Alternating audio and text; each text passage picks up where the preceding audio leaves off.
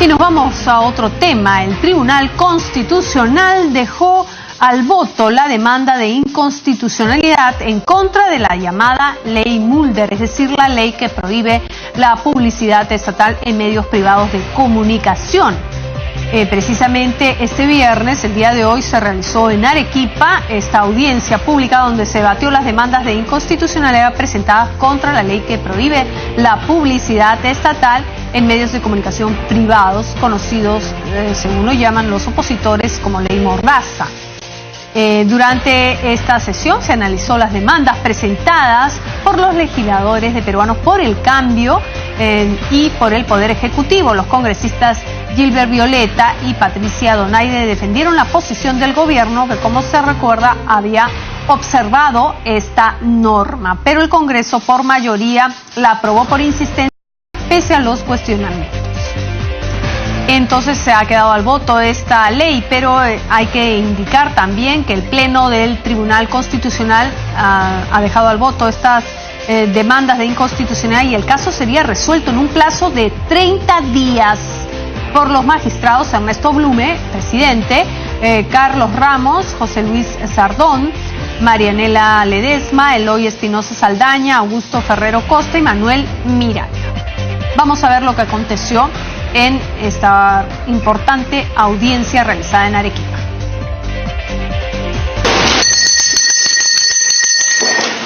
Se reanuda la audiencia. Señor secretario relator, dé cuenta. Causas número 10 y 11, expedientes 12 y 13 de 2018 PI acumulados, interpuestos por un grupo 33 congresistas de la República contra el Congreso de la República, cuestionando la constitucionalidad de la ley 30.793, ley que regula el gasto de publicidad del Estado peruano.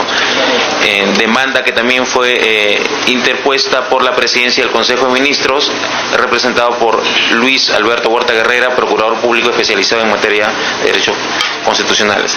Señor presidente, señores magistrados, por la parte demandante han solicitado el uso de la palabra en representación del Congreso de la República, en su condición de congresistas, los señores Gilbert Violeta López y la señora Patricia Donaire Pasquel.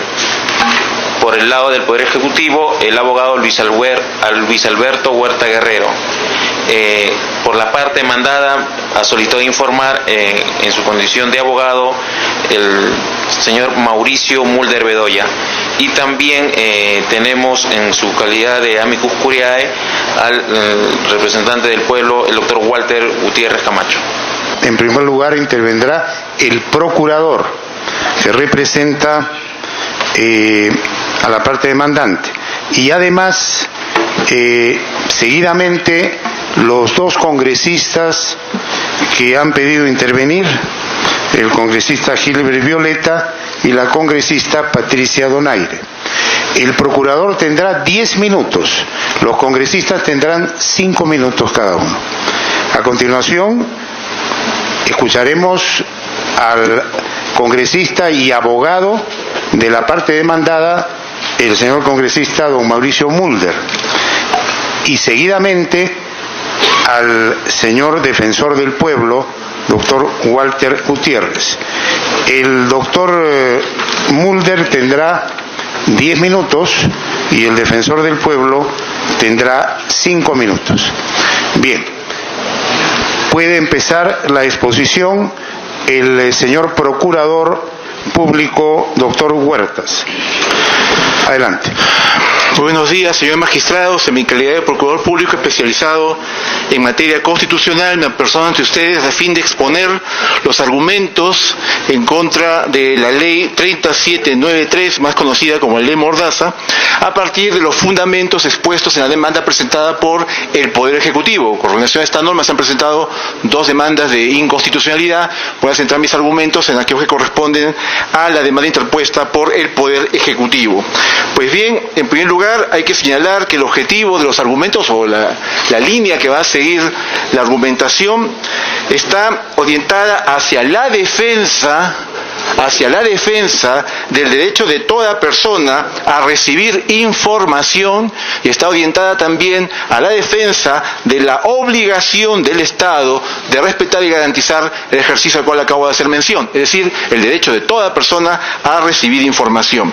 El parámetro del control constitucional que se invoca es tanto a nivel del control de constitucionalidad, especialmente el artículo 2 de la Constitución que reconoce el derecho a la libertad de expresión y otros más, pero también se solicita al Tribunal Constitucional que pueda en esta causa realizar lo que se conoce como un control de convencionalidad, es decir, también analizar esta norma tomando en consideración lo desarrollado por la Convención Americana sobre Derechos Humanos en su artículo 13 en materia de libertad de expresión y la amplísima jurisprudencia de la Corte Interamericana con relación a este tema, así como de la Comisión Interamericana de Derechos Humanos. La demanda se presenta contra toda la norma en su integridad, contra todos los artículos que la conforman, y también se presenta tanto por asuntos de inconstitucionalidad en la forma como de inconstitucionalidad en cuanto al fondo. Lo primero que hay que recordar es cuál es el objetivo de esta norma. Y el objetivo de esta norma, más allá del título que tiene, se encuentra en el artículo 3. El artículo 3 es un artículo que de manera directa y clara le prohíbe al Estado peruano contratar publicidad en los medios de comunicación privados. Ese es el objetivo de esta norma. ¿Por qué es que se cuestiona? Estamos solicitando al Tribunal Constitucional que utilice este caso para innovar nuevamente en materia constitucional.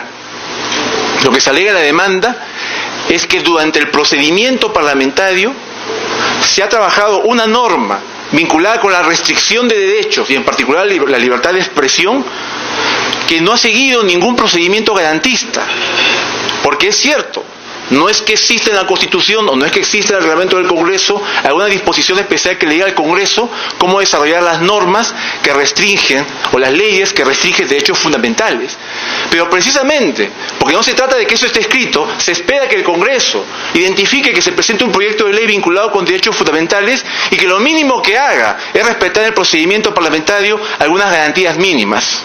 Eso no ocurrió en este proceso e invocamos al Tribunal Constitucional que al analizar los fundamentos sobre la inconstitucionalidad por la forma establezca claramente que los procedimientos legislativos orientados a dictar una ley que restrinjan o limiten derechos fundamentales, en particular en casos como la libertad de expresión, dada su importancia en un Estado democrático, cuente con algunas garantías mínimas o esenciales, como por ejemplo que se debate en las comisiones correspondientes y no como en el caso concreto que fue exonerado del debate en comisión, que se debata como mínimo a nivel del Pleno y no a nivel de la comisión permanente, sin delegitimar la autoridad de la comisión permanente, pero normas de este tipo deben ser discutidas a nivel del Pleno del Congreso, que si el presidente de la República establece observaciones de índole constitucional, sean tramitadas por las comisiones especializadas en relación a ese punto, como la Comisión de Constitución. Aspectos mínimos, esenciales, que un Estado constitucional tendría el debate de un Estado democrático respecto a cualquier norma que restrinja un derecho fundamental, no se han dado en este caso. ¿Qué ha ocurrido en este caso? Se presentó un proyecto de ley de una sola hoja, con un solo párrafo que fundamenta por qué se está dando. Se exoneró de dictamen en comisión por Junta de Portavoces. No debería permitirse que la Junta de Portavoces exonere de dictamen de comisión norma de este tipo. Fue aprobada por la Comisión Permanente y las observaciones del Presidente de la República de índole constitucional fueron tramitadas por la Comisión de Transportes y Comunicaciones, que tiene otra perspectiva, tiene otra lógica. Todos los que hemos tenido oportunidad de trabajar en el ámbito parlamentario sabemos claramente la importancia de que los temas se discutan en la comisión que corresponde. Por eso, más allá del argumento del Congreso, de hacer referencia al artículo de la Constitución sobre las comisiones parlamentarias, o el reglamento del Congreso, esta es la oportunidad para que el Tribunal Constitucional fije reglas claras o garantías mínimas que deben seguirse al momento de analizarse y evaluarse en el Congreso normas vinculadas con el ejercicio de los derechos fundamentales. Hasta los procesos constitucionales tienen garantías mínimas. Por ejemplo, la Constitución señala que los procesos de defensa de derechos deben regularse por ley orgánica, pero los derechos fundamentales no tienen esa garantía. Y justamente lo que evidencia normas de este tipo es que de alguna manera hemos regresado a algunas prácticas que ya considerábamos olvidadas y que nos remiten a los años 90, cuando justamente se dieron normas sobre el referéndum, normas sobre derechos fundamentales como la ley de amnistía, que ya sabemos las consecuencias que eso trajo por nuestro país. Justamente porque no habían garantías mínimas en el procedimiento parlamentario respecto a estas normas que se vinculan al ejercicio de derechos fundamentales. Hemos invocado al respecto el principio de interdicción de la arbitrariedad, que consideramos suficiente como para que el Tribunal Constitucional pueda dictar, en el propósito de esta demanda, una sentencia innovadora en materia de protección de derechos fundamentales.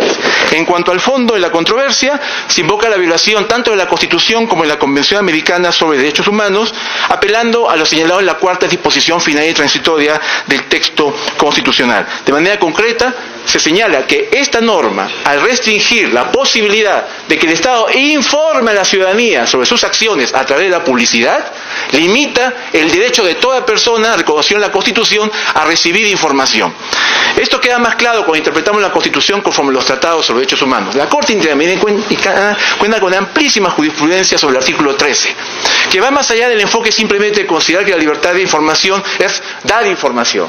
No, la Convención Americana señala también que la libertad de información implica el derecho a recibir información.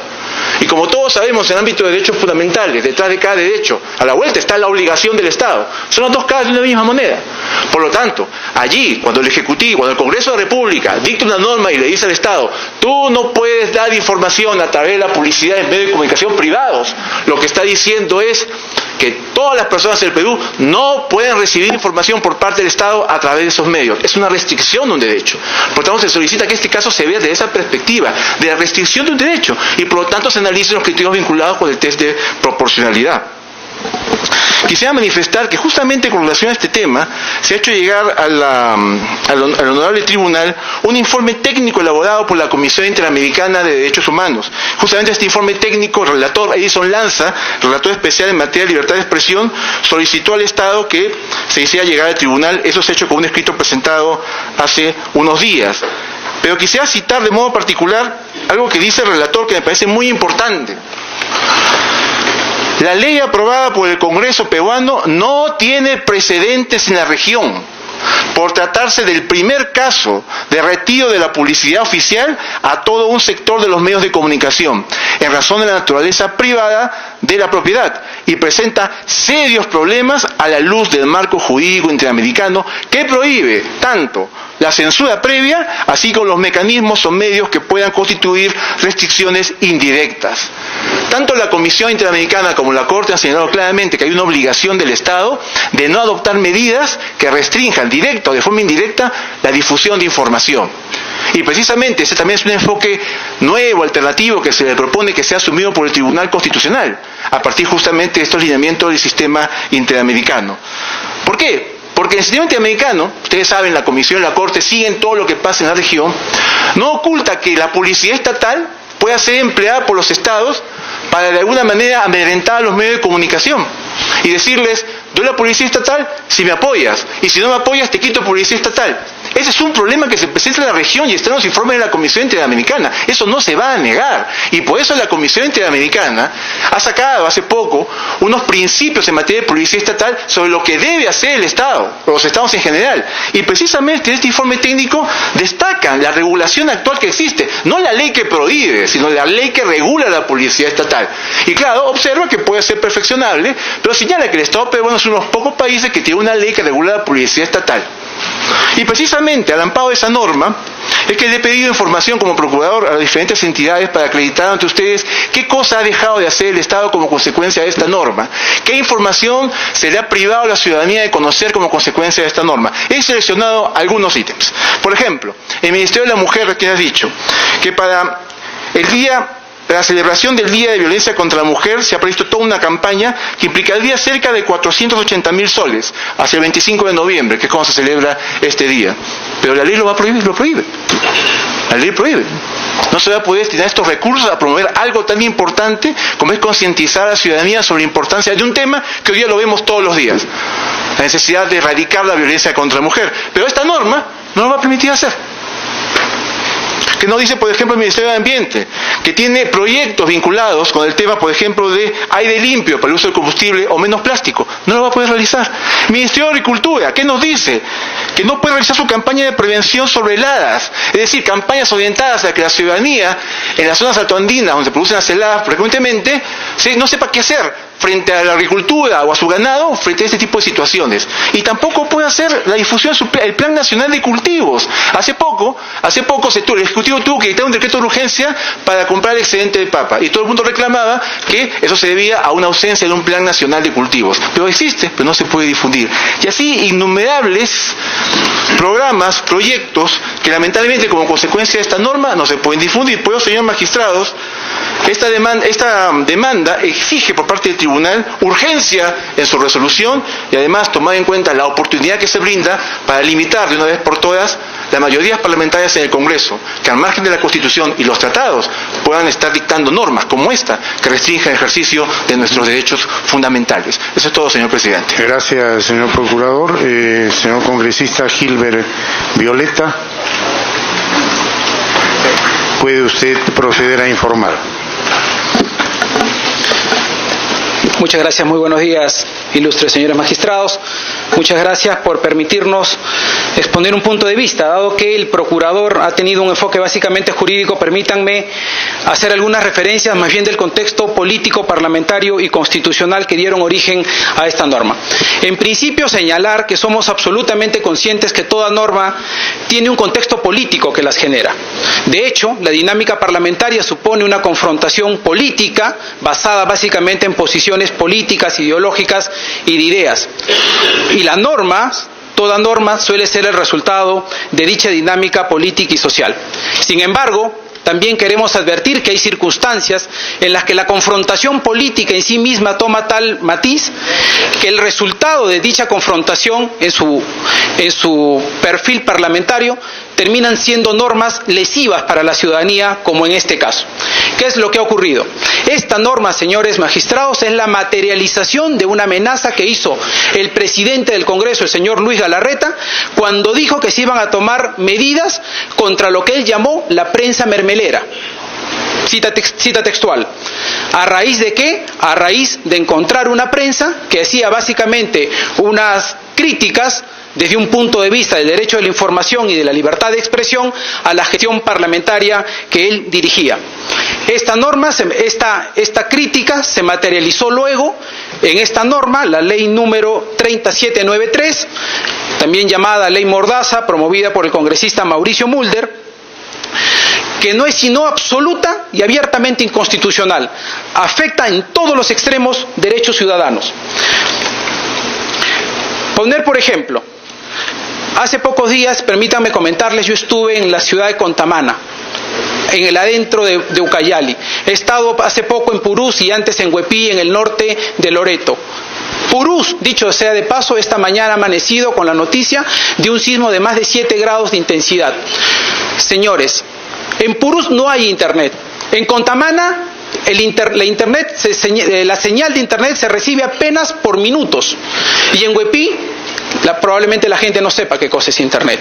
Lo que nos dice esta norma es que 1.850 municipios distritales, 189 municipalidades provinciales, 25 gobiernos regionales, las OPDs, las empresas públicas del Estado y el propio gobierno central no pueden utilizar medios de comunicación masiva para poder difundir campañas ni actividades de políticas públicas. Por ejemplo, el alcalde de Purús esta mañana tendría que tramitar un decreto de urgencia para que el gobierno central le autorice, por ejemplo, a hacer determinado tipo de campaña de comunicación a raíz del sismo que esta mañana se ha vivido.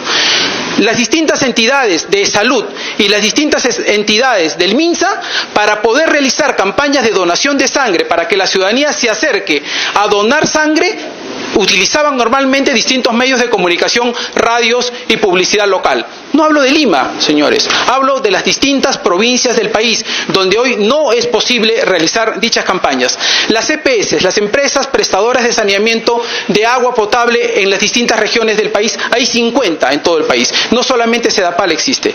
EPS Grau o EPS Puno. Frente a un corte de agua, en alguna provincia o algún distrito, va a tener que comunicar a través de Twitter, Facebook, Flickr, o no sé, a través de qué, alguna red social, decirle a su ciudadanía que se va a producir determinado corte de agua porque resulta que ahora no puede utilizar la radio local como solía hacerlo. Nuestra defensa de la inconstitucionalidad de esta norma no está amparada en el derecho incluso de los propios medios de comunicación. Nuestra defensa es ciudadana. Nuestra defensa es que aquí lo que existe una clara vulneración a los derechos de los ciudadanos a informarse y a saber respecto a qué es lo que están haciendo las distintas entidades del Estado. Lo que nosotros venimos a acusar aquí es que esta es una norma de claro contenido político, basada en la confrontación que durante estos 2 últimos años ha ocurrido entre el Parlamento y el Poder Ejecutivo. Y esta confrontación ha generado una grave afectación de derechos fundamentales hacia 31 millones de peruanos.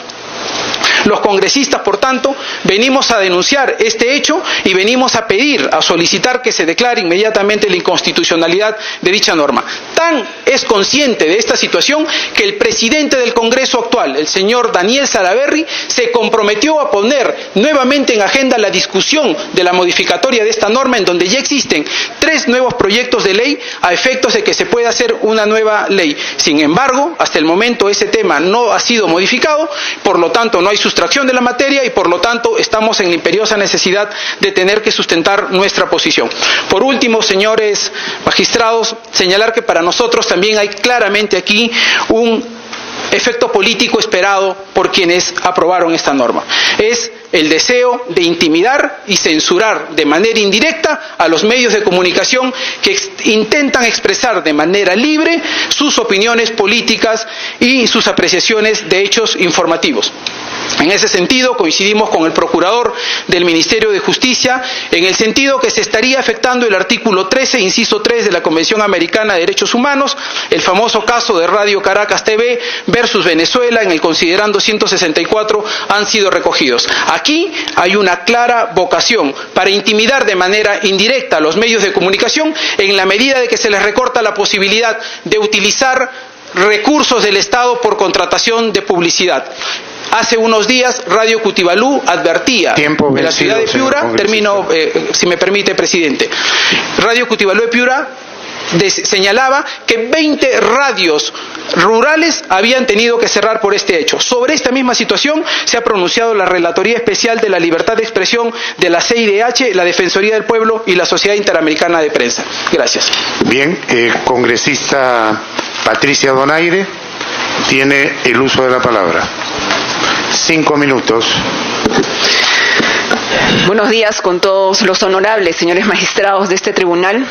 Estamos acá porque somos respetuosos del Estado de Derecho. Estamos acá porque estamos respetuosos del imperio de la ley. Disculpe, disculpe, congresista. Hay una persona que está hablando en la sala.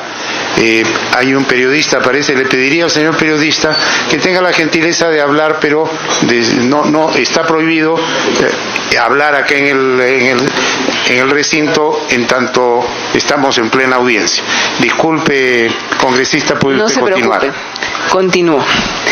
Estamos acá porque somos respetuosos de la división de poderes, de la legalidad, de los derechos y las libertades fundamentales.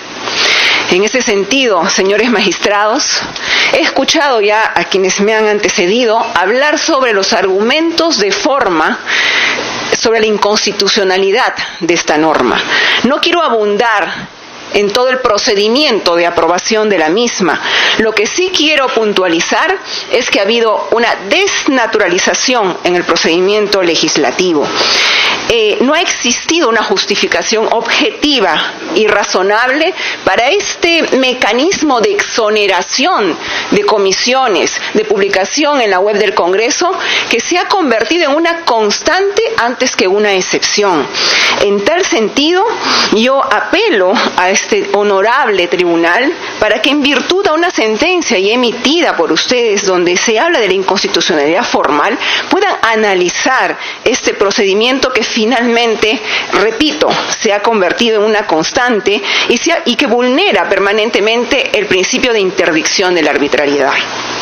Yendo al tema de los argumentos de fondo, se ha expresado ya que se atenta contra el derecho a la información, en ese sentido, contra los artículos 2 de la Constitución, inciso 4 y 5, y también contra el artículo 13 de la Comisión Interamericana de Derechos Humanos. La ley impide efectivamente al Estado dar cuenta de sus actividades, informar a los ciudadanos, y en ese sentido también se infringe el principio de máxima divulgación. Los ciudadanos tienen el derecho de conocer qué hace el Estado y, en virtud a ese derecho a informarse, también poder participar, con lo cual esta limitación al derecho de información está también limitando el derecho a la participación de la población para expresarse respecto a una política de Estado de repente, o a una información sobre una campaña estatal. Esto es una prohibición inconstitucional y, por lo tanto, creemos objetivamente que hay una infracción. Luego está la vulneración a la libertad de expresión.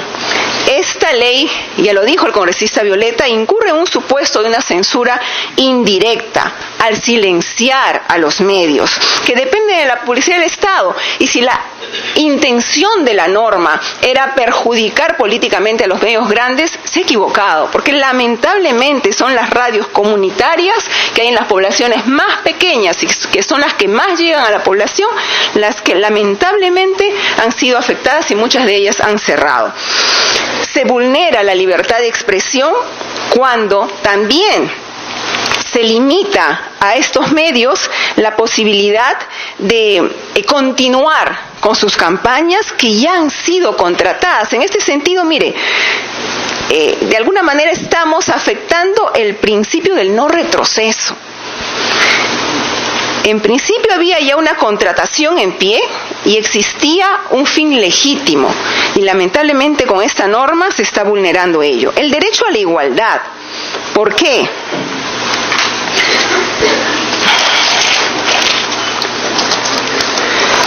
Porque no se está dando el mismo trato a todos los medios de comunicación. Por un lado, se está permitiendo que se difunda una pauta publicitaria a través de los medios estatales, pero no a través de los medios privados.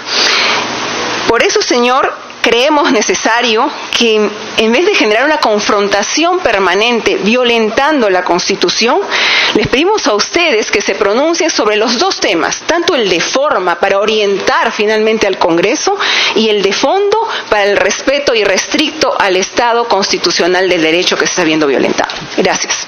Bien, antes de darle luz a la palabra al señor congresista Mauricio Mulder, consulto al defensor del pueblo si su posición es en la línea de la parte demandante o de la parte demandada, porque de eso depende para darle, si es por la parte en la misma línea, tendría que hablar en este momento para que después el congresista Mulder tenga el tiempo suficiente de refutar las intervenciones que se han producido. La posición de la Defensoría del Pueblo no es ni de la parte demandante ni de la... Perfecto. Entonces, informa usted después. Ya. Bien. Señor congresista, tiene usted el tiempo equivalente a las intervenciones que se han producido. Le agradezco mucho, presidente, señores magistrados. En primer lugar, voy a tener que dedicar un par de minutos solamente a hacer unos esclarecimientos. No es verdad que esto no se haya discutido en comisiones, sí se ha discutido en comisión. En la Comisión de Transportes y Comunicaciones, yo mismo he estado en esa discusión frente a los miembros de la Sociedad de Radio y Televisión y frente a los miembros del Consejo de la Prensa Peruana, que han tenido la oportunidad de expresar ahí sus puntos de vista largo y tendido con sus abogados. De la misma manera como ocurre hoy, en el que quien habla tenía una posición y más de 4 o 7 personas tenían la posición contraria, y no había ningún problema por eso. Estuvieron presentes. En segundo lugar, me extraña que parlamentarios que ya tienen 2 o 3 años en el Parlamento cuestionen recién ahora y solamente a partir de este tema que se pueda exonerar de dictamen un proyecto de ley. Esto es una práctica común, pero aquí no se exoneró de dictamen. Lo que se exoneró fue de que la comisión, en el momento en que tenía que sustentarla, dijo que hacía suyo el proyecto que yo había presentado y entró a la comisión permanente.